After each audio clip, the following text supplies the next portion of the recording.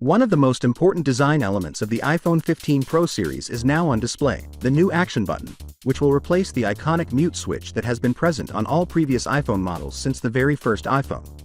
Thanks to iOS 17, we now know what features this Action button will enable users to perform.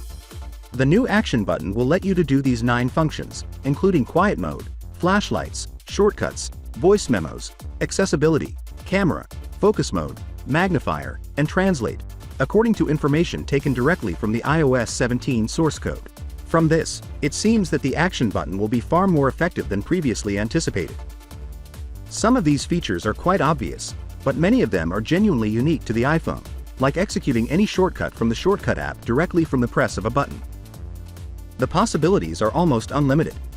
There should be no question in anyone's mind that the Action button is truly coming after seeing this lead coming straight from Apple's iOS 17 software code.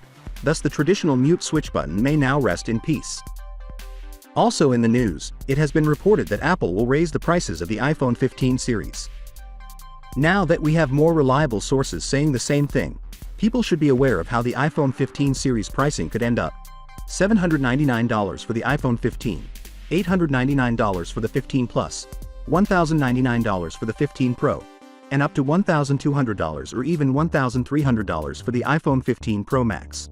The price increase for the Pro series could be justified by the higher starting storage option, which is now anticipated to be 256 GB, essentially replacing the 128 GB option from last year's generation.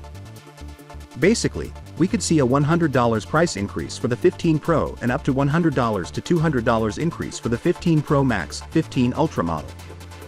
Finally, the ordinary iPhone 15 and 15 Plus will get their greatest camera update in the previous 5 years for those who cannot afford the iPhone 15 Pro or 15 Pro Max.